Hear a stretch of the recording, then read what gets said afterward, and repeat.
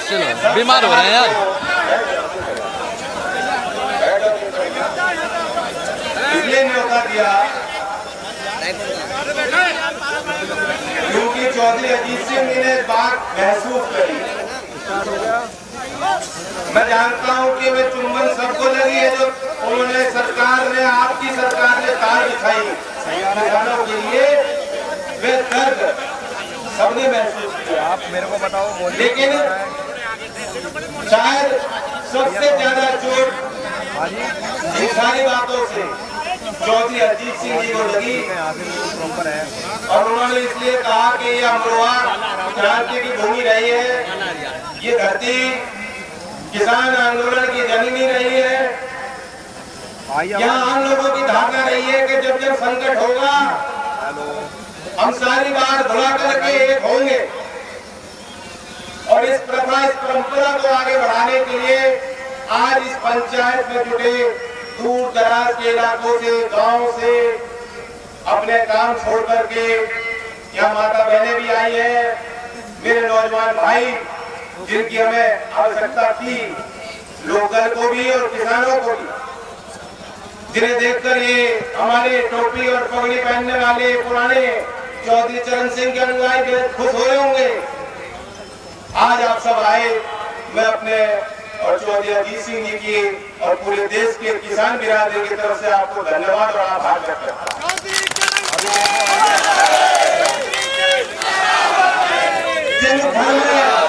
जिस परिवार में भाई आपस में टकराव करते हैं तो अगली पीढ़ी बेकार हो जाती है, और जिस घर में एकता की पहचान होती है, एकता का परिचय, धैर्य का परिचय, आपस में मिलजुल कर चलने वाले जो लोग होते हैं, बताइए आ रही है आवाज, वे घर में परिवार तरक्की करते हैं। सर यहाँ से तो सब चीजें प्रॉपर है। आज किसान बेहद कमजोर हो चुका, अब इसमें दोष देने की बात नहीं। मुजफ्फरनगर की पंचायत के उद्देश्य को आपने देखा होगा, जब खुले मन से कहा कि चौधरी अजीत सिंह जी की हार, उसका परिणाम देश के किसानों के लिए अच्छा नहीं हुआ और दोबारा इस भूल को हमें दोहराना नहीं है, तो मैं नहीं मानता उस बात के बाद आगे जो भी हो, मैं नहीं समझता कि उस कही गई बात के बाद अब हमें आपस में माफी मांगना या माफ करने की कोई जरूरत रहेगी नहीं। अब तो हाथ पकड़ो, एक दूसरे की हिम्मत को बढ़ाने का काम, हौसले को बढ़ाने का काम करो, गले मिलो और आगे बढ़ो। दुश्मन बेहद मजबूत है और आपके लिए तरह तरह के उनके पास औजार है, तरीके काटने के, बांटने के। ज्यादा इसमें जो है ज्यादा लगता नहीं, कहीं मर्डर हो जाएगा, फिर देखा जाएगा कि मर्डर किसने किया, हत्या किसकी हुई, और दोबारा एकदम जैसे जो लोग गर्भ होता है, लोगों को लगता है ये तो एक हो रहे हैं, दोबारा उस बात को खंडित करने के लिए ऐसी चीज ढूंढकर उसे हाईलाइट कर दी है। सोशल मीडिया पे चलाई जाती है, अरे देखो तुम तो भाईचारे की बात कर रहे हो, यहाँ देखो खून बह रहा है, और फिर योगी जी आएंगे और कहेंगे मुजफ्फरनगर तो नहीं भूले हो, ये उनकी भाषा है, और फिर औरंगजेब की बात करेंगे। काल्पनिक मुद्दे, मतलब यहाँ क्या परिभाषा है, यहाँ वकील भी है, विद्वान लोग हैं, जो शासक होता है वे तो पब्लिक का भला चाहता है, सामूहिक हित उसका हित है, उसके लिए कोई अपने पराये नहीं होते, उसके लिए बात नहीं होनी चाहिए तुमने मुझे वोट की और तुम मेरे विरोध में रहे। ये परिभाषा उस दिन खत्म हो जाती है जिस दिन चुनाव का परिणाम आता है।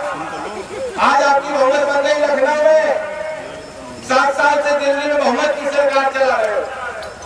हमारा हक बनता है, एक नागरिक का हक बनता है, एक किसान का हक बनता है कि आपसे सवाल जवाब हम लोग कराएं। आज अगर आप ये कहोगे नहीं साहब ये किसान नहीं है, बताइए फिर क्या करूं। और दूसरी तरफ राजनाथ सिंह जी कहते हैं अगर कोई मिले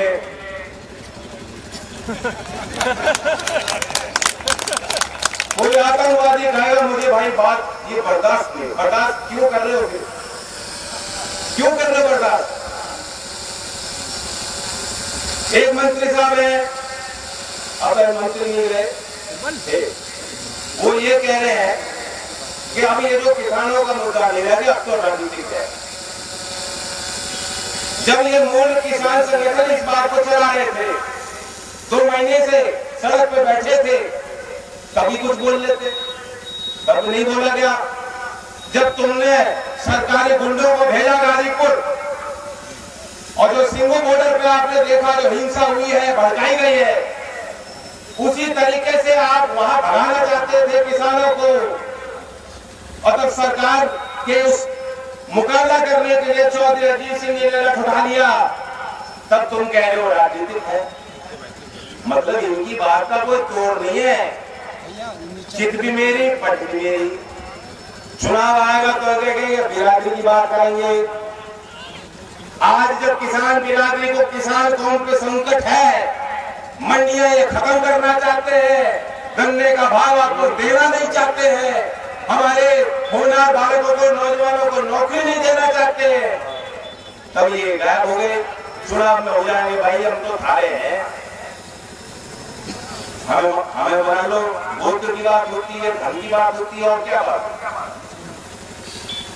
तो अब वक्त आ गया, लोकदल के आह्वान पर हम किसान पंचायत कर रहे हैं, लगातार करेंगे, और इसकी आवश्यकता ये है कि हम सरकार की आंख खोलना चाहते हैं। किसान चाहता है, ये अहंकारी लोग आकर बैठ गए, जनता के आगे इनका अहंकार नहीं टिक पाएगा, नहीं चल सकता। या किसान की चलेगी, या देश में अहंकारी की चलेगी। और आज ये आपने आके फैसला कर दिया है, अपना फैसला सुना दिया है संख्या में आकर, कि देश में अगर किसी की चलेगी तो चौधरी चरण सिंह के अनुयायियों की चलेगी, देश के किसान की और मजदूर की चलेगी। कुछ लोग कहते हैं साहब दुनिया में बदनामी हो रही है, तो इसका दोष, ये जिम्मा क्या हमारा है? यहाँ है कोई नौजवान, किसी ने क्या रिहाना को बोला था क्या ट्वीट कर रहे हो? किसी ने यहाँ पैसे चंदा लिया था क्या उसको कि ट्वीट कर दे? नहीं। विदेश में बैठ के कोई टिप्पणी कर रहा है और उसका जवाब भारत सरकार दे रही, फिर कह रही है अंतरराष्ट्रीय साजिश है। ये साजिश को किसान रच रहे हैं क्या? हम देश को बदनाम करेंगे, देश का किसान तिरंगे का अपमान करेगा? बताओ, संभव ही नहीं।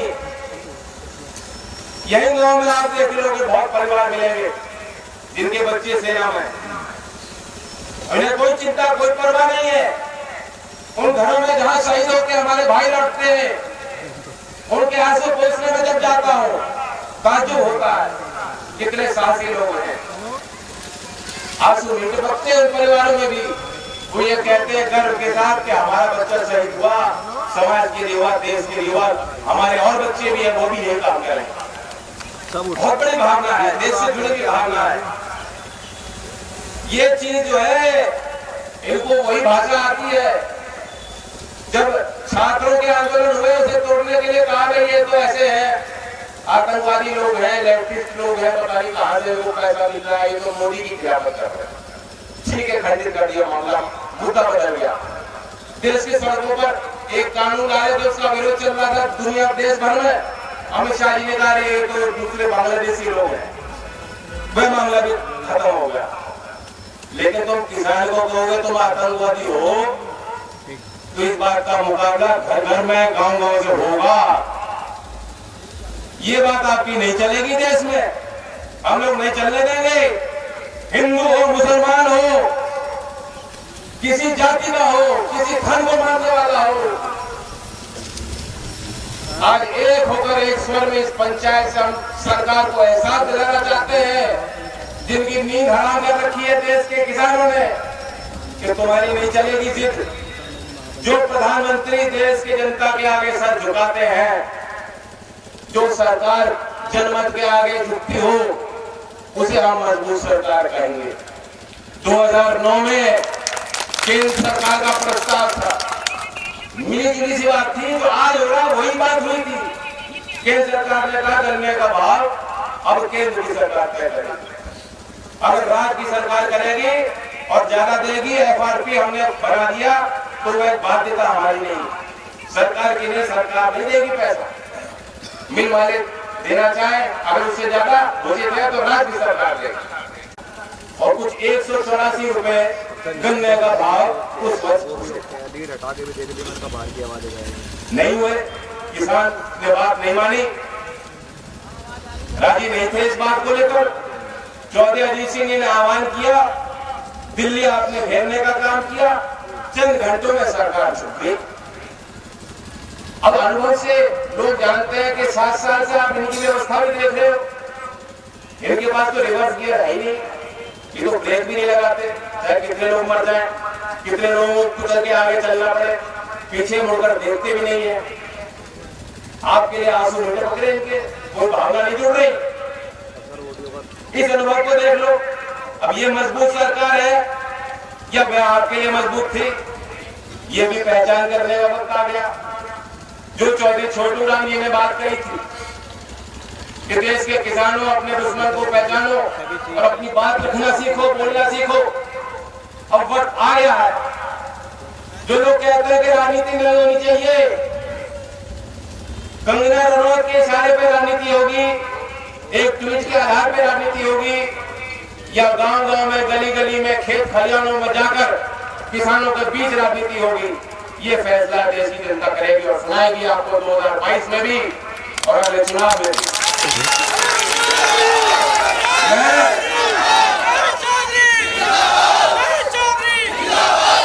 मैं मुद्दे की भी बात करना चाहता हूँ। जो लोग कहते हैं ये किसानों को मुद्दे से कोई मतलब नहीं, कोई वास्ता नहीं, तो मान सम्मान की लड़ाई, ठीक है, मान सम्मान की लड़ाई है, ठेस पहुंची है लोगों को। ये मत मानो हरियाणा की किसान पे आपत्ति अगर सरकार कोई भी जलन करेगा, ये शासन के सत्ता है, सरकार के सताए हुए लोग जरूर हैं, लेकिन देर नहीं करते एक दूसरे के सहयोग में जुटने। पंचायती मिजाज के लोग हमेशा से हम लोग रहे, हमारी एकजुटता में हमारी ताकत, हमारी पहचान, इसे नजरअंदाज मत करो। मान सम्मान की लड़ाई बहुत है, मान सम्मान के लिए हम लोग बेहद जिद्दी लोग हैं, हम पीछे नहीं हटते। जान रहे हो आप मेरी बात क्या कह रहा हूं। अब सवाल ये है, वे कहते हैं किसान को पता नहीं कानून के बारे में, किसान को मालूम है। चौधरी चरण सिंह जी ने अंग्रेजी में किताबें लिखी, वे एक विद्वान थे, कर लो उससे उनके इंटेलेक्चुअलिज्म पे मुकाबला, आज भी नहीं कर पाओगे। इनके बड़े बड़े नेता जो मंत्री हैं उन्हें नहीं मालूम, कानून का ज्ञान नहीं है। अभी गुजरात सरकार कह रही है कि हम इस पर कानून नहीं बना सकते लफ्ज पर, क्योंकि अनकॉन्स्टिट्यूशनल होगा। वे भी बीजेपी की सरकार है, उन्होंने कानूनी विभाग की राय ली, उन्होंने कहा नहीं नहीं हमारे संविधान में अलाउ नहीं है, पीछे हमारे बाबा कानून बनाया जा रहा है। इन्हें कानून का ज्ञान नहीं है, इन्हें नहीं पता, किसानों को मालूम है, किसान इस बात को समझ चुका। मैं बताना चाहता हूं, मैं तो मोदी जी को इनके सब याद दिला रहा हूं।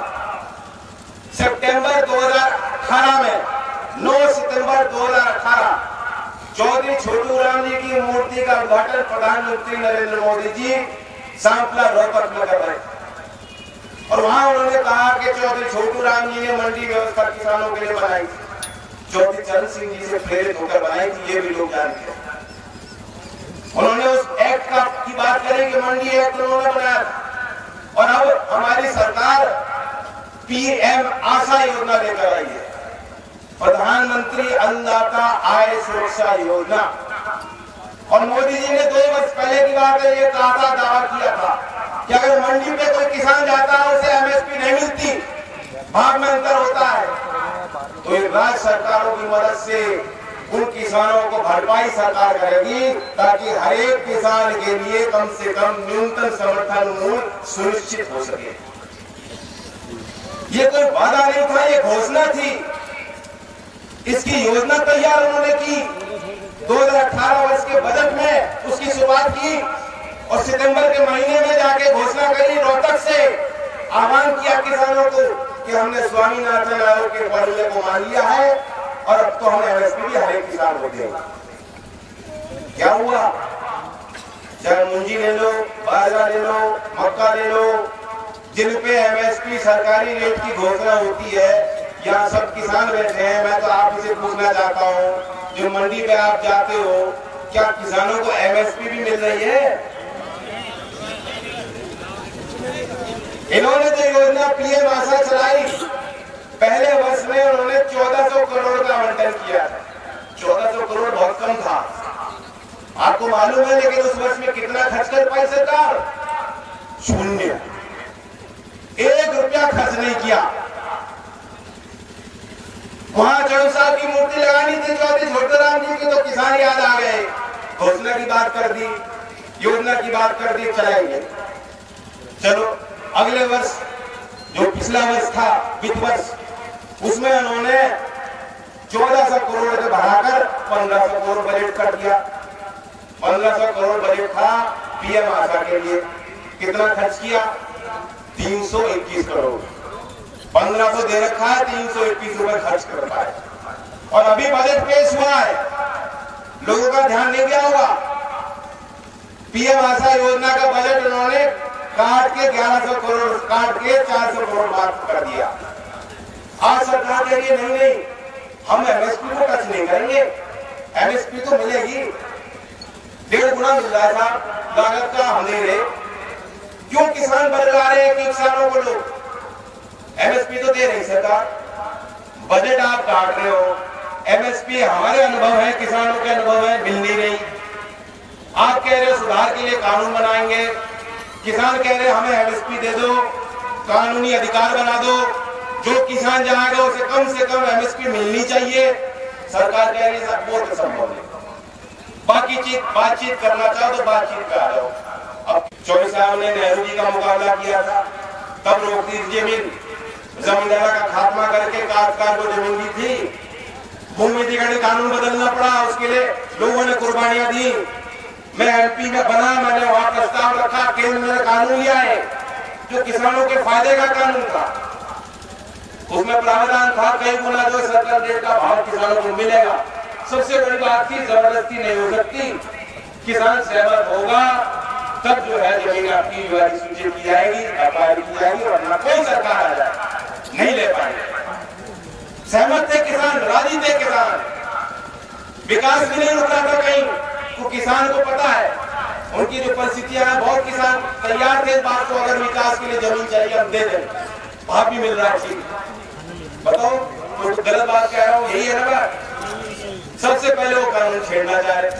अभी जो 3 कानून लिया है कॉन्ट्रैक्ट फार्मिंग, उसमें प्रावधान ऐसा है आपके बस की कोई बात उसमें नहीं। कॉन्ट्रैक्ट हो जाएगा, लोन वो लोग ले लेंगे, जमीन भी गिरवी हो जाएगी और वसूली आपसे होगी। आज तहसीलदार किसी भी घर में आके आपको तंग कर सकता है। चंद हजार रुपए के लिए देश का किसान आत्महत्या कर रहा है। तब होता है तिरंगे का अपमान, जब देश में अन्नदाता आत्महत्या करता है मजबूर होकर, कमजोर पड़ जाता है वो, क्योंकि सरकारें नहीं मानती, सरकारें उसके लिए नीतियां नहीं बना रही है। तब होता है तिरंगे का अपमान। लहूलुहान हो गया देश, लहूलुहान हो गया खेत खलिहान। कितने लाखों किसानों ने आत्महत्या की तो कर्ज में डूबे।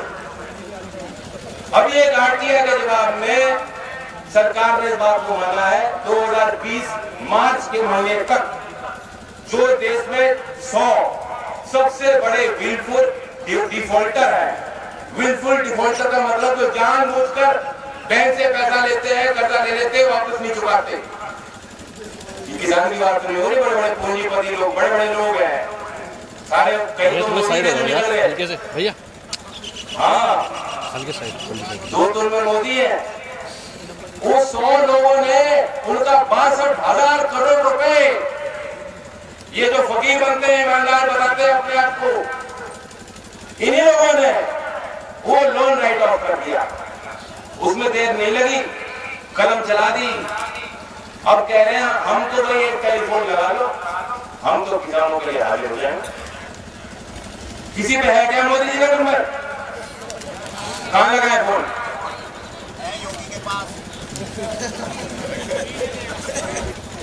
योगी जी के पास ऊपर वाला नंबर है, घंटों बात करते हैं सीधा। प्रधानमंत्री के दरबार लगा करी थी, आम आदमी अपने फरियादी चले जाते थे। मैं एमपी था, ये भूमि अधिग्रहण के संबंध में हमने आधे घंटे का समय लिया। मनमोहन सिंह जी प्रधानमंत्री थे, उनकी तरफ हम चले गए, उनको हमने ज्ञापन दे दिया। दूसरे दल के नेता भी थे, हमारी फोटो भी बातचीत करी उन्होंने हमें उनसे। आज प्रधानमंत्री ऐसे हैं, मुझसे क्या पूछोगे, किसी को बीजेपी का नेता अगर आपको मिल जाए कहीं, उसी को रोक के बस खिड़की डाउन कर प्यार की बात करना चाहे, डर मत हो, अभी तो हो सके रुकेगा नहीं आपको देख के।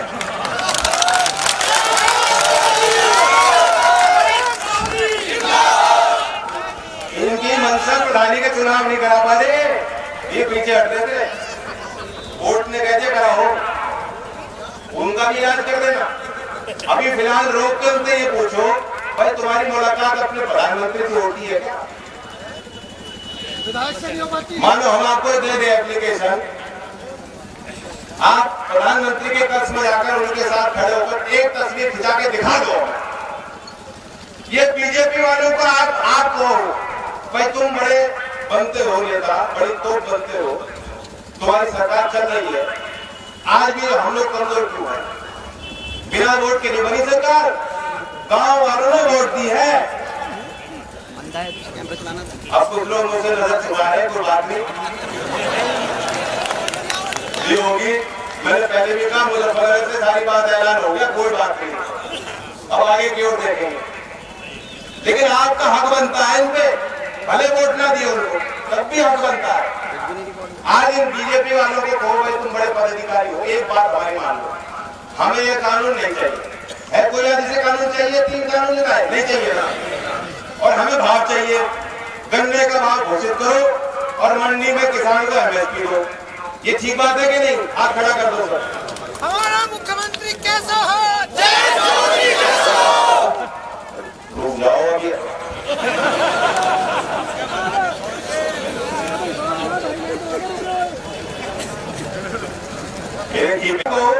या तो तुम हमारी बात मान लो, यदि दल में आप हो उनमें अपनी बात हमारी बात मनवा लो, या दल को छोड़ दो। ये नहीं होगा राजनाथ सिंह की तरह आतंकवादी कोई किसान को नहीं कहेगा और सारे चेहरे चपाटे वही कह रहे हैं। कंगना रनौत जाके सेल्फी लेती है प्रधानमंत्री जी के साथ, हाँ, और कह रही है ये तो आतंकवादी।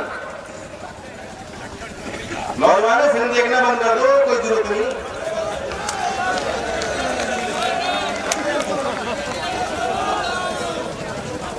देखो आज में गरम गरम नहीं होंगे, एक दूसरे की लड़ाई नहीं लड़ पाएंगे, हमारी भावना नहीं रहेगी अगर दिल में, कुछ नहीं बचेगा। जो आदमी दूसरे की पीड़ा को महसूस नहीं करता, आम बात है। अभी मैं परसों खपरौली ककोर गांव में था, एक आर्मी के में भर्ती थे और लंबी उनकी सर्विस थी, कुछ परिस्थितियां रही होगी, दुर्घटना में उनकी मृत्यु। कोई बहुत बुजुर्ग आदमी उनके बाबा थे, मैं बैठा था, चौधरी साहब से वो बेहद लगाव रखते थे। मैं उनके पास गया, मेरी उनसे पहली बार मुलाकात और मुझे देखते उन्होंने मुझे पकड़ लिया, रोक। उन्हें देखकर मुझे भी रोना आ गया। आज जो आदमी दूसरे के पीड़ा को ना महसूस करता हो, किसान आंसू भी बहा रहा है, किसान मर भी रहा है, तो फिर तुम बीजेपी में बैठे हो। तुम नहीं हो किसान के हितैषी, ना तुम बन सकते हो। तुम्हारा जो ढोंग था, भेद जो था, आज खुल गया सब। जो हमारे साथ आंसू बहाएगा, जो हमारे आंसू पोंछेगा, जो हमारी खून की ललकार को पुकार को मानेगा, उसी को बढ़ाओ। ये समाज की नैतिकता साबित तब होगी, ये समाज का काम होता है। अपने में से पढ़े लिखे अच्छे विद्वान लोगों को बढ़ाइए, उन लोगों को मत बनाइए जो कहते हैं आप गवार हो। किसान गवार है, किसान देश नहीं चलाना जानता, किसान कानून नहीं समझ सकता, किसान अपने खेत को नहीं पहचानता। तुम किसान को खेती करना सिखाना चाहते हो। मैं 2 बात अपने भविष्य को लेकर आपके बीच करूंगा। ये देश का भविष्य तय करने वाली बातें हैं। नौजवानों को रोजगार जरूरी है। वे सही रास्ते पर चलना चाहते हैं, बहुत ऊर्जावान लोग हैं, प्रतिभा है, लेकिन अंदर मौके नहीं मिल रहे। हम उत्तर प्रदेश में नहीं है, ये अनएम्प्लॉयड प्रदेश है, अनएम्प्लॉयड प्रदेश, नौकरी नहीं मिल रही। और इसमें सरकार की अपनी भूमिका होती है, निजी क्षेत्र को भी बढ़ावा देने की, और कम से कम जो सरकारी नौकरियां उनमें पारदर्शिता के साथ समय रहते नौकरी मिल जाए। इन्होंने तो 100 दिन में वादे किए थे, नहीं पूरे हुए। मैं नौजवानों को जो भारी संख्या में आए याद दिलाना चाहता हूँ, 2018 की भी जो पुलिस कांस्टेबल की भर्ती थी, वह दर्द भी है हमें। 49,000 लगभग 50,000 जो है उन्होंने भर्ती करने की बात कही थी 2 साल पहले, प्रक्रिया पूरी कर दी, सिर्फ 14,000 की ज्वाइनिंग हुई है। कोई नौजवान जो जिसकी भर्ती हो गई हो, ज्वाइनिंग ना करा रही हो, परीक्षा भी दी है उन्होंने, मेडिकल भी करा लिया, ज्वाइनिंग हो। पिछले वर्ष प्रधानमंत्री मोदी जी का जन्मदिन जब मनाया जा रहा था, 17 तारीख सितंबर का महीना, छात्रों ने संघर्ष किया। उन्होंने कहा हम तो बेरोजगारी दिवस मनाएंगे, हमें नौकरी नहीं मिली। सरकार हड़कंप में आई, योगी जी ने तुरंत आदेश दे दिए। आदेश बहुत जल्दी थे, पालन कुछ नहीं होता, मानता कोई नहीं थी, आदेश दे दो और ट्वीट आ जाता है कि योगी जी ने दे दिए सख्त आदेश। योगी जी ने कहा 18 सितंबर का उनका बयान है, उन्होंने कहा 3 महीने में जितने रिक्त पद है भरेंगे, 6 महीने में अपॉइंटमेंट लेटर सबको दे दिया जाएगा। अब 6 महीने पूरे हो गए, कोई चिट्ठी मिल रही है कि लव लेटर मिल रहा है किसी को? नहीं मिला, एक को नहीं मिला। नौकरियां मिलनी बेहद जरूरी है, नहीं भर पा रहे पद। और इस बीच में केंद्र सरकार भी ऐसे कर रही है, ठेका प्रथा को भी बढ़ा रहे हैं लोग, नौकरी पक्की नहीं मिल रही। और अब तो यूपीएससी में भी धांधलियां हो रही है। जो यूपीएससी के सिविल सर्विस इम्तिहान है, आईएएस अफसर जो बनना चाहते हैं, उसमें भी जो है पद घटा रहे हैं। वर्ष 2020 में 200 पद इन्होंने घटा दिए, सीधा जो है प्राइवेट सेक्टर से लेके आईएएस बना दिया सीधा। वो प्राइवेट सेक्टर में उनको नौकरी मिल रही है, उन्होंने उठा के सरकार भी उन्हें नौकरी देगी।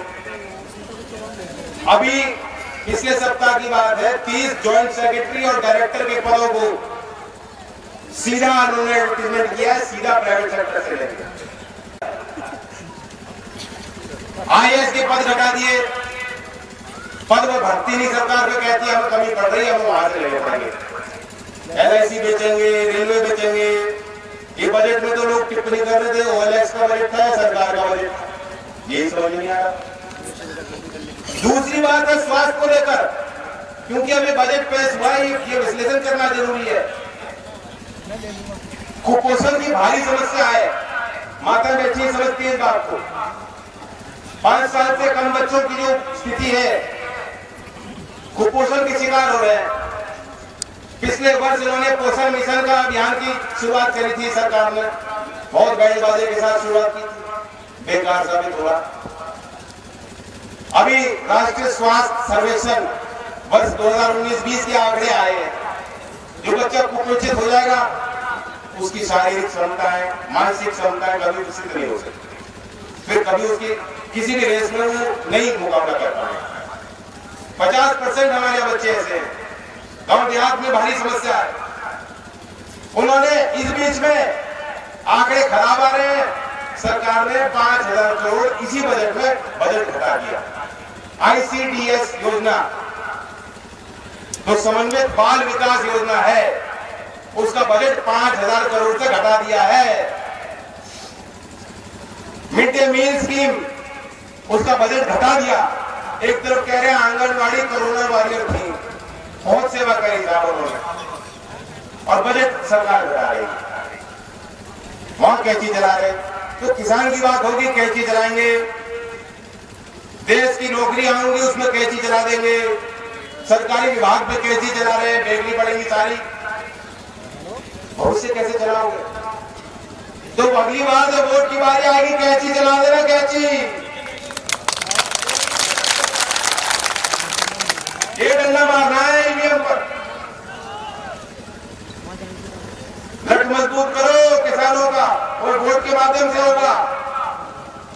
आंदोलन की अपनी भूमिका है, लेकिन लोकदल आपके उस किसान की ताकत को, किसान के आंदोलन को राजनीतिक भाग देने के लिए बनाया गया। लोकदल के आह्वान पे ये मंच बनाया गया। आज विभिन्न पार्टियों के प्रतिनिधि, जिम्मेदार लोग आए, उन्होंने बात रखी है किसानों के लिए, स्वागत है। मैं धन्यवाद करता हूं मंच के माध्यम से। जिसको पीड़ा आज महसूस हो रही है, एक एक को चिन्हित करो, कौन हमारे बीच में खड़ा। मैं तो बड़ौद गया था, धरना चल रहा था, मैं वहां डायरी में दी थी उनको, अगर डायरी में लिखना शुरू करो, लोकदल किसानों की पार्टी है। मैं नहीं चाहता ऐसे नेताओं को जिनके जूते चमकते हो, कपड़े चमकते हो, उन्हें कुर्ते पहन के आ जाओ ग्रीस लगाकर और तुम्हारे बीच लाते हो। उनको लिख लो जो आ रहे हैं यार, उन्हीं में से टिकट दूंगा।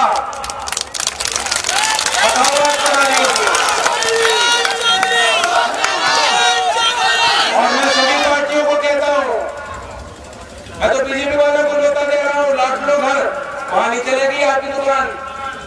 बात आपकी ठीक है, लेकिन आपको धोखा देकर चले जाते हैं ये लोग। बड़ा दिल रखो साहब, दिल बड़ा करो, बहुत बड़ा दिल है आपका। बहुत बढ़िया बात है आपकी, हम आपके समर्थन में हैं, लेकिन जिसे आप देते हो आपको छोड़ कर चला जाता है। चलो कुछ कमियां हमारी होंगी, हम अपना धर्म निभाएं, हम अपना धर्म निभाएं, ये हमारा कर्तव्य है। हमें कोई गलतियां नहीं करनी, ताकत बन रही है। मैं चाहता हूं कि हम किसान के मुद्दों को ही बना के रखें। मैं न्योता देता हूं, पार्टी का मिस कॉल नंबर है, आगे तो नंबर बताओ, ये नौजवान है, मिस कॉल नंबर देगा, सब लोग मोबाइल फोन निकाल लें। किसान को ताकत देनी है तो पार्टी से जुड़ने के लिए इसका नंबर डाल दो।